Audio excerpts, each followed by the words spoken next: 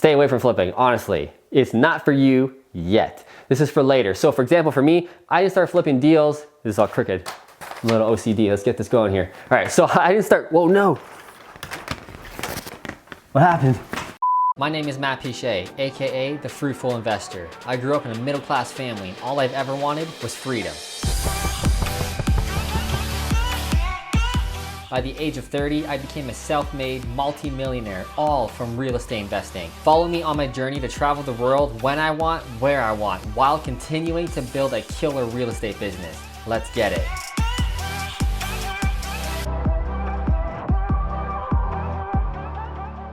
What's up, Fruitful Investors? In this video, I'm gonna talk about flipping properties versus rental properties. Which is better? I might have a little surprise for you at the end too that might blow your mind, but which is better? Let's get right into it because I get this question, man, all the time. So flipping, I'm gonna write active income because that's what this is. This has its own pros and cons.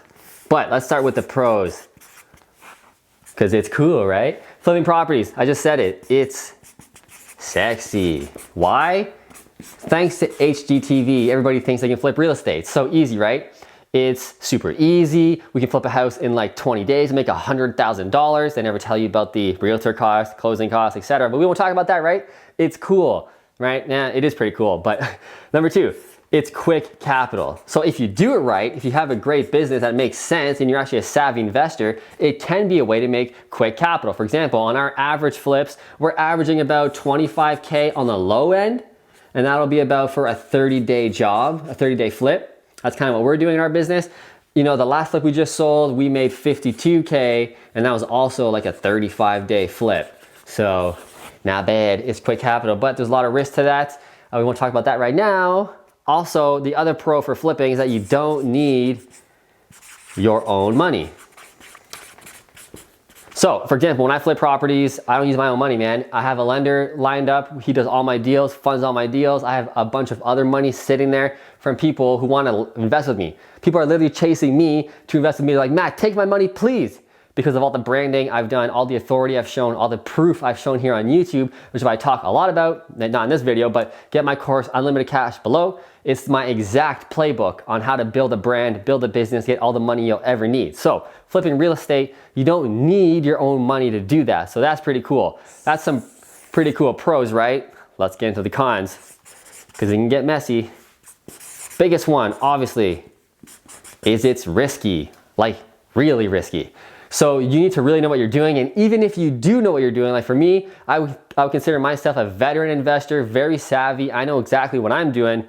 There's been times where things out of my control have happened and, you know, lowered my profit. I've never ever lost money on a deal yet, knock on wood, but I've definitely made less than I should have. Why? The market changed during a flip. Something happened. Mortgage rates changed, which means less buyers were buying, etc., etc., etc. Things can happen to you that you're not in your control. You can open a wall up in the basement. There's mold everywhere. There's a crack in the foundation. Oh no, I didn't see that before, etc., etc. Things can happen. It's more risky. It comes with the business. It's just the way it is. And like I said, you need to be an expert.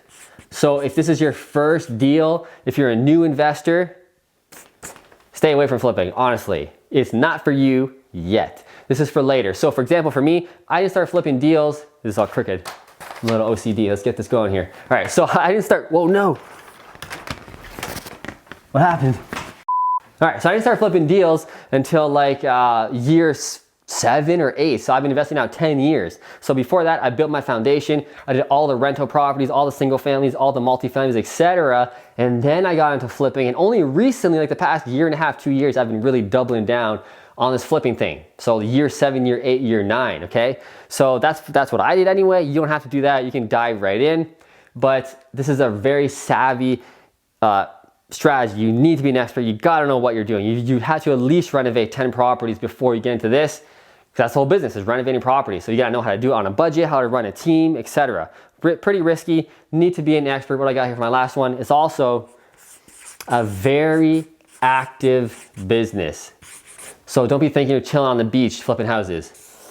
I mean, you can build a team eventually, kind of run that for you, but that's also a whole, you're still actively running a business, but you ain't chilling, doing nothing, flipping properties, okay? So these are the cons. I would say it's risky, you need to be an expert, gotta be savvy, man, and active business. So let's talk about the buy and holds right now, and then we'll kind of wrap it all up.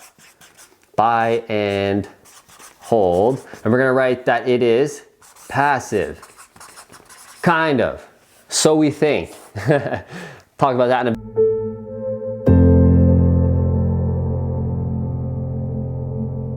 This thing's still falling over.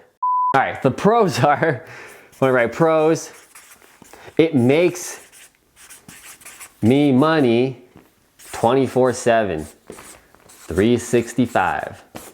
Right, so I make money right now. Right now, I got 30 rental properties right now. They're chilling. My tenants are taking care of the house. They're paying the mortgage. When I'm traveling in Mexico, Hawaii, I'm chilling on the beach. I'm getting paid. I'm making money. That mortgage is getting paid down. It's cash flowing. So it's appreciating in value. It's cool, right? That's what we can have. And also, we can have multiple at the same time. Like I said, I got 30, right?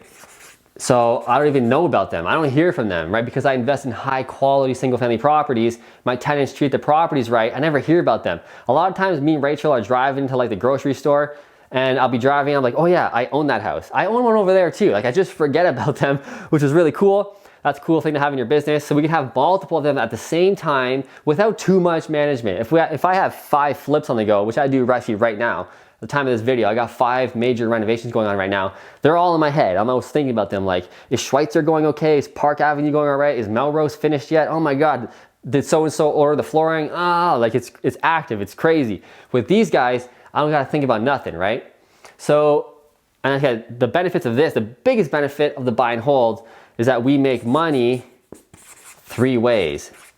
How do we do that? Right, we got the pay down, they're paying down my mortgage every single month. We got the cash flow, and we got the appreciation as well.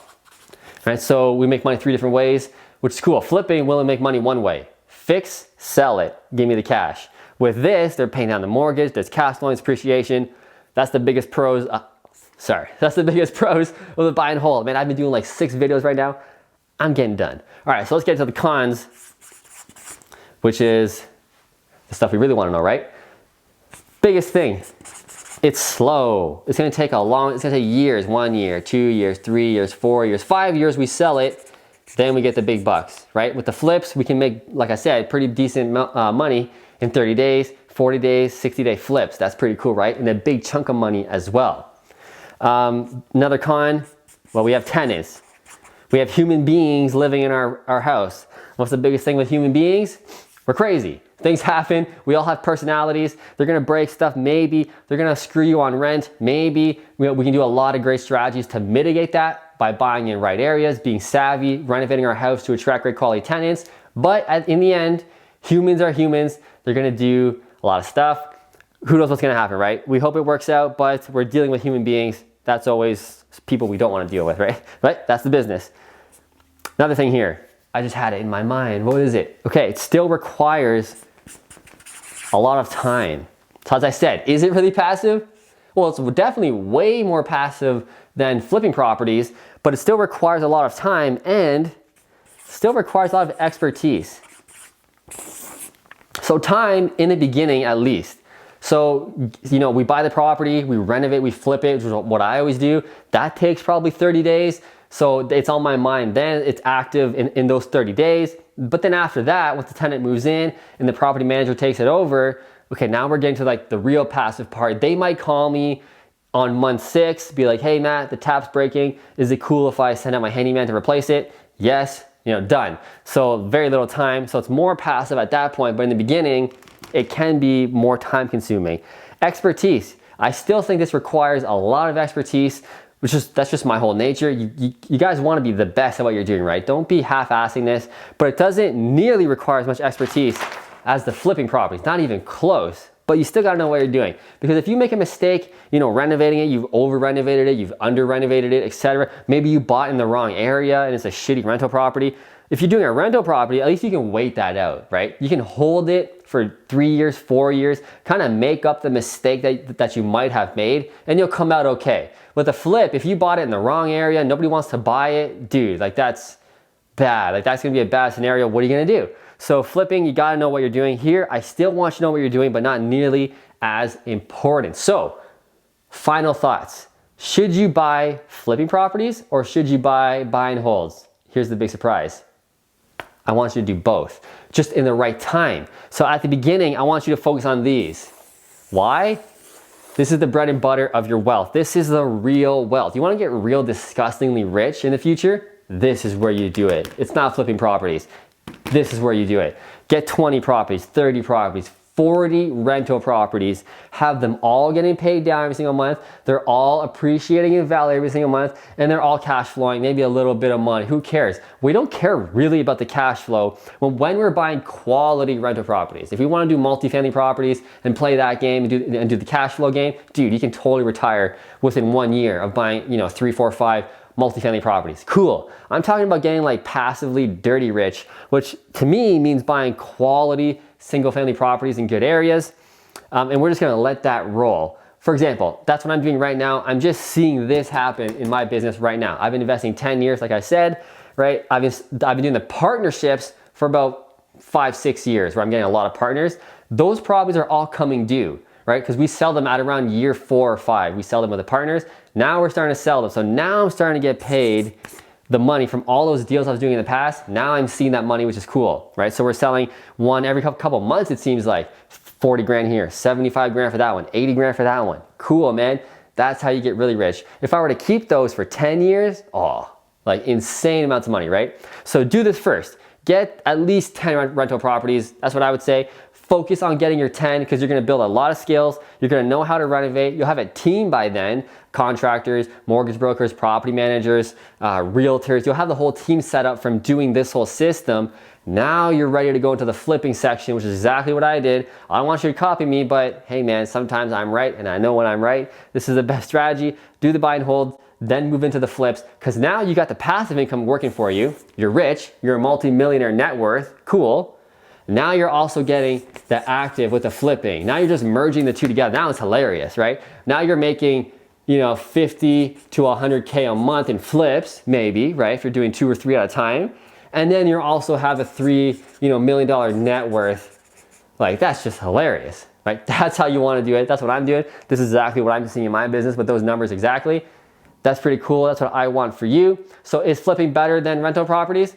Not really. They're just different. But if you merge them and you do both of them in the right order, in a very strategic order, it can be very, very powerful. Because eventually, if you want to get to a life of freedom and have a lifestyle business, which means you can do whatever you want, when you want, go travel here, go do that there, not work today, right? That's called a lifestyle business. So we have the active to pay for our lifestyle, our cool lifestyle, first class flights, whatever you want to do, man, right? But then if this goes to shit, let's say we flip properties and we lose a couple, we did some bad investments, which we're not gonna do, but hey, sometimes they happen. We bought some bad properties, we lost some money, we're not really hurt that bad, right? We're still wealthy as hell over here, right? So that's what you want, because if you start flipping properties and you have a 0 net worth and you lose on a flip that you bought in a bad area, like what are you gonna do?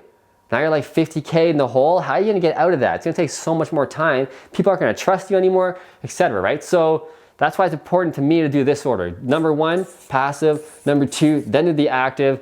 That's the plan. I hope you learned something. If you did, smash that like button, hit that subscribe button right below as well so we can see more of each other. I'll see you in the next video.